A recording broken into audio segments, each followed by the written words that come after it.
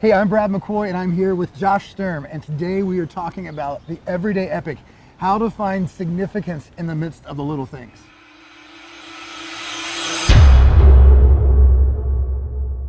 So, we are in New York City, and this is a special place for me because for the last 7 years, I have been praying about this specific neighborhood, but it was not because of some like major prophetic word or something that happened after a 40-day fast. I was just on a walk through the neighborhood during a visit here, and I felt like God was just starting to speak to my heart in a moment that I really couldn't have planned. And so, Josh, we've been friends actually back since 2010, 2011, so about the same time frame. And you and I talked about this over the years, and I'm really excited for you to get to know Josh Sturm. I don't even want to tell you, I don't even want to try to describe the things he does to give his introduction, because I think that'll come out in the story, but our family's connected and just have grown, and it's been so fun to follow Jesus with you guys.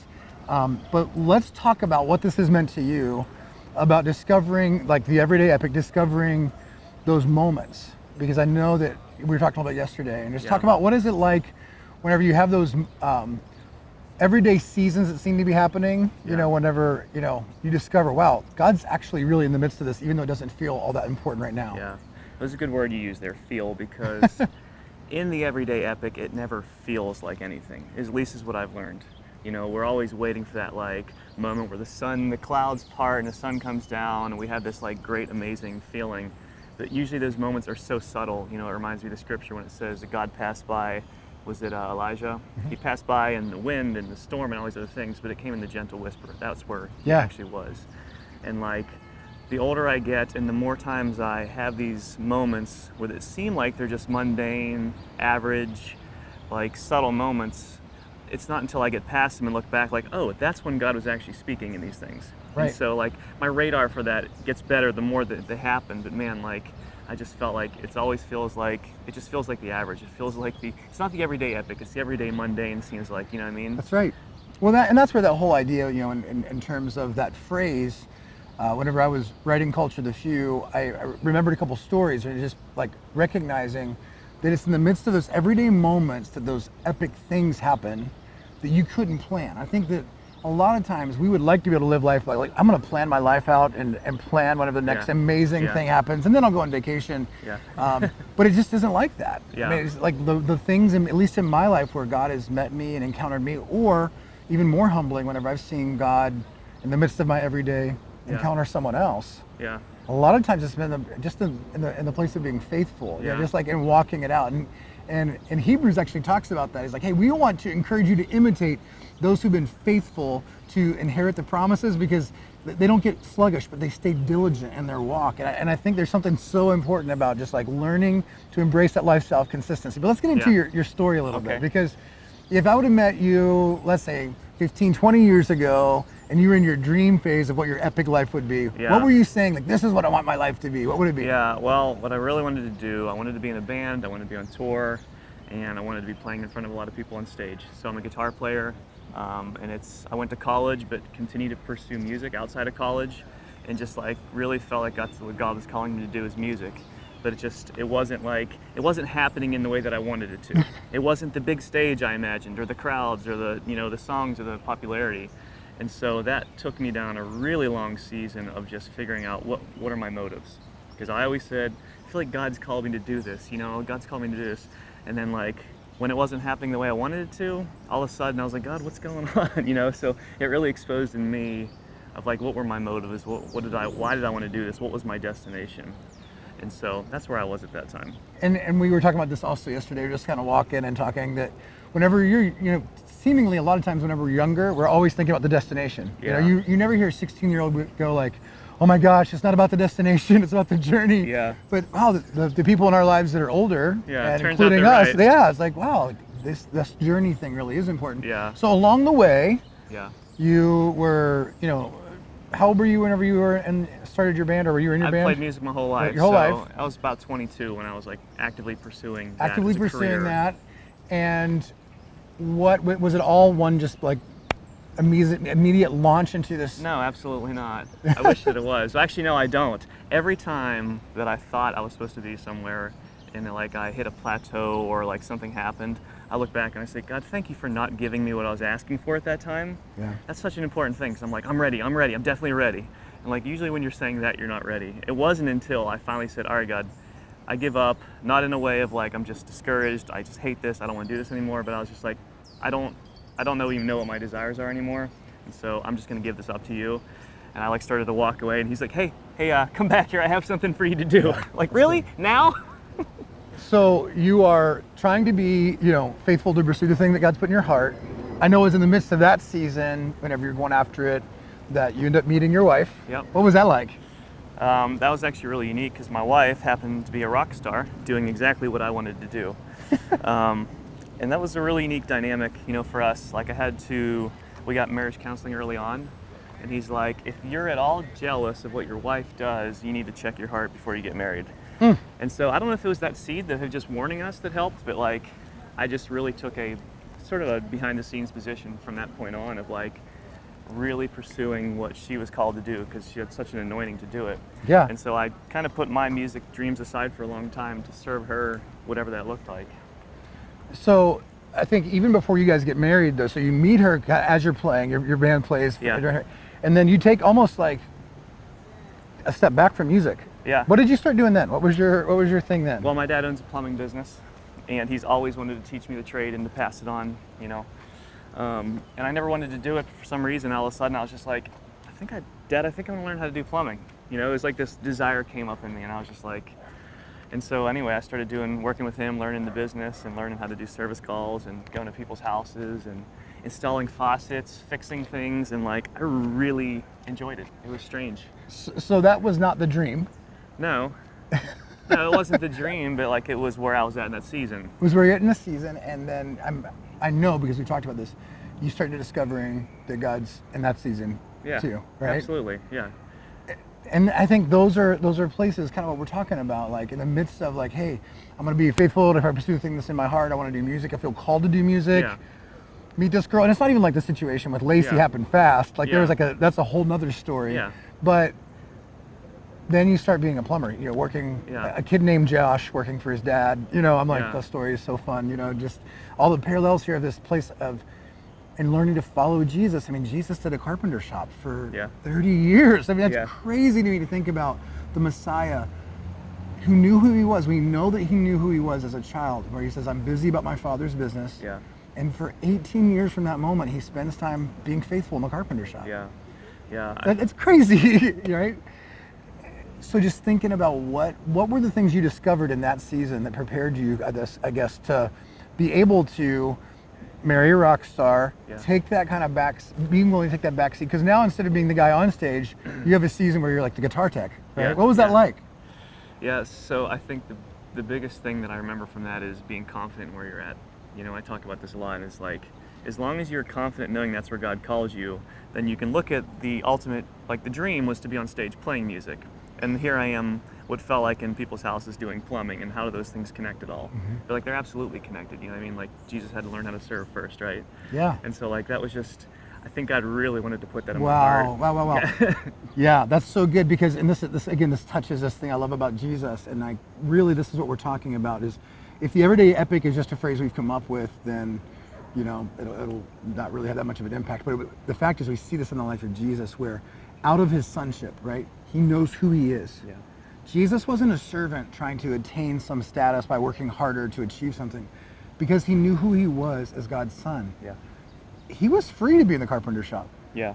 His thought is, I'm doing whatever I see the Father doing. And he saw for a long time, 18 years. His ministry at the carpenter shop lasted 6 times as long as his public ministry. Yeah. That's crazy. Yeah. Right? But not one day was wasted, because he was being faithful to what he saw the Father doing. And in that season of you learning to be confident in who you are, to bring God's presence into people's houses, right? I mean, you talked about that before too. Yeah. Let's talk about like let's let the story keep going, right? Because like what happens after that season of plumbing? Well, there's such a freedom like in that season. Once you know you're called to that and you're confident in it, there's a freedom to just be in that moment. Because if, like we said, it's not about Yeah. the destination, it's the journey. So if I'm constantly thinking like, how's this going to get me there? How's this going to do this? Then you're like stressing. It's like, I'm sure that Jesus thought about the cross, but it wasn't until Gethsemane that he really was like, felt the weight of it. Yeah. And so he was able to enjoy Yeah. hanging out with the disciples or, studying in the temple, these things. And so like, that season, I was able to be free and enjoy doing what I was doing. I wasn't constantly looking ahead. And so that was really And being important. present in the moment is so Yeah. important, right? Yeah. Like we don't have to let go of the things that God has called us to, but it's important to learn that in the midst of wherever we are in the journey, to be present where we are, because there's a power in that for us. Yeah. Learning to be present with God in Yeah. the midst of a season that doesn't feel fun Yeah. is really important. But again, this is where it's awesome, because the same thing that I need to be able to really connect with God in a moment is also the same thing that I need to let God connect with others through me. Yeah. Right? And so it's like, that's why I really have a hard time just separating like the idea of life from ministry. Yeah. If I'm going to go do ministry, Yeah. like going to put in a water heater doesn't probably feel like, oh, this is this great Yeah. water heater ministry, Yeah. right? But if I know that I'm walking with Jesus today and I'm carrying his presence wherever I go, then like going on stage Yeah. or going to someone's house Yeah. is an equal opportunity to let the love of God overflow out of us. I got to actually meet you kind of as a part of this process, like, and I was in the midst of your story. I just, in hearing you talk, you thought that calling to do music, that was a significant thing, right? Yeah. It felt very significant. But I kind of meet you, like you've done music, now you've met Lacey, and you've ended up doing like guitar tech stuff for Yeah. her band. So I remember a story you're telling me about like being in Europe, Yeah. being a guitar tech, being off stage, and Yeah. so like your dream is kind of like right out in front of you, and kind of like coming to this place realizing, well, God, I thought you wanted me to, be involved in music, and so you were, and so Yeah. you're kind of like there. Yeah. It's kind of different than what you thought, Yeah. kind of vicariously seeing it Yes. happen. Yeah. It's your wife now, so Yeah. you're a part of it. But at one point in time, I remember you saying to me, hey, I look forward to doing this plumbing thing with my dad, because at that point in time, you just become a dad. Yeah. Yep. And you're like, I want to show my son what it looks like to work a full day's work and Yeah. work hard. So now all of a sudden, I just want to just take a minute to talk about, as a husband and a dad, talk about significance a little bit. Talk about Yeah. what felt really significant in the call, because it's not like that lost and has no value anymore. Yeah, yeah. But how did that create a bigger sense of priority or understanding Well, for you? it wasn't immediate. Okay. Because I do remember when Lacey got pregnant, I remember thinking at that moment I was so discouraged because I felt like that was the end of my dreams. Like, okay, we're gonna have a baby now, so that means no more music, and even I'm gonna lose my wife because now she's gonna love the baby so much, and that's gonna be the end of that. And so that was sort of something I had to speak to God about and be like, is this true? Thankfully he spoke to me immediately, because the next morning I woke up just so like excited and had so much peace. And like, honestly, I've got to do more of what I wanted to do as a dream now that I'm a father than I ever did when I was single or whenever I was before, before that. And so like, it's just interesting how I think he uses kids in marriage a lot to teach us things.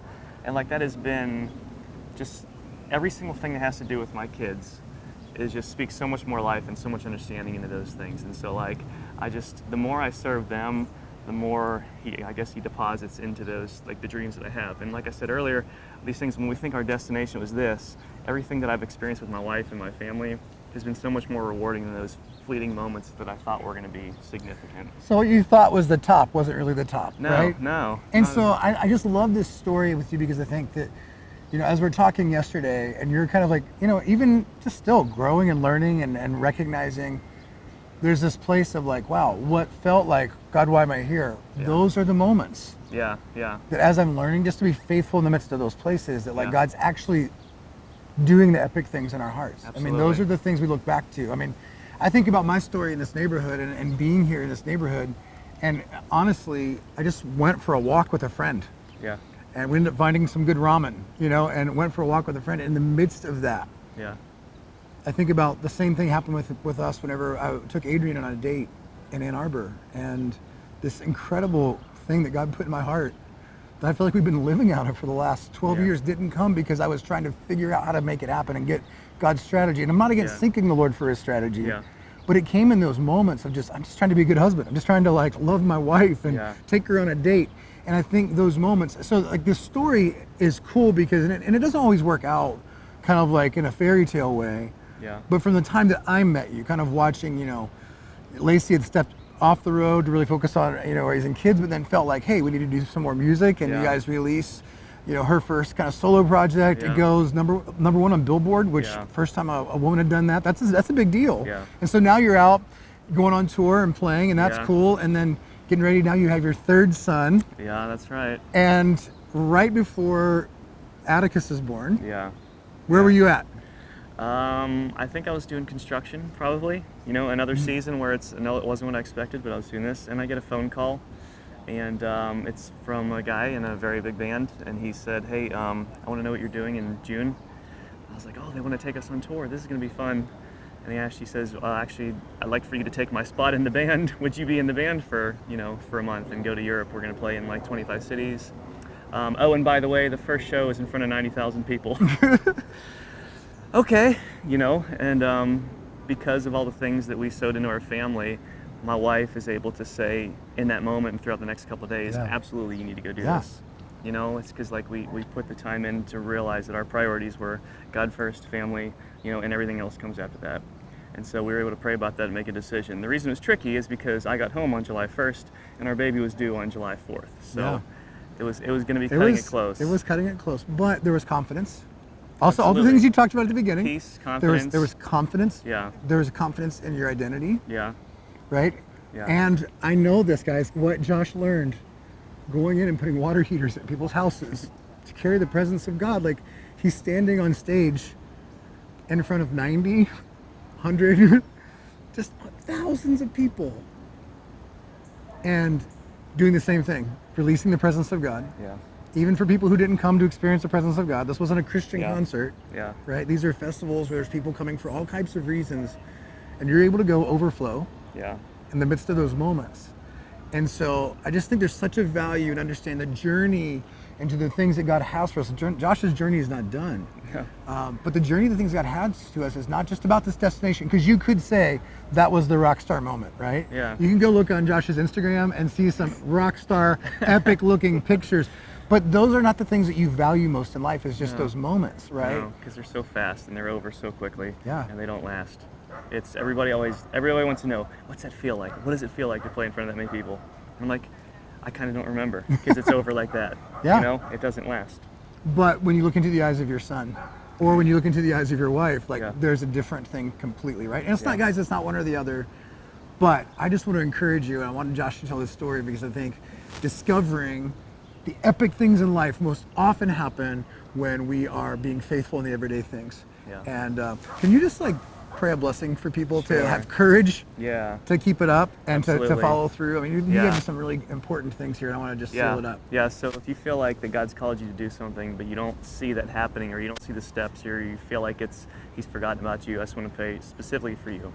So Jesus, I just pray right now, God, I just release, God, just a special grace, God, to know what your identity is, God, to have confidence in that, Jesus, to be patient in those moments, especially the days that we wake up and we feel like that nothing's moving forward, nothing's progressing, God, but there's always motion, God. You're always moving, you're always doing things. And I just pray that you just open people's ears, God, and eyes to see those things, and it would be like that gentle whisper that you speak about in the Word. They're looking for big things, God, but it's usually these small things. And I just pray that those moments wouldn't pass by. I thank you for your grace and patience over me, Lord, when I didn't see those things. But I just pray that each person, God, listening would just be able to catch those, God, to take those and realize they're seeds and to water those. And so I just pray for the season that they're in, Lord. Just give them joy and peace and patience, and let them just live life to the fullest right now. In your name I pray, Jesus. Amen. Yeah. Hey, I hope you've gotten a lot out of the story. Josh, thank you so much for sharing with us. If you like this video, check out some of the other videos on this channel. It's really all about following Jesus, building family, empowering leaders. And we'll see you next time.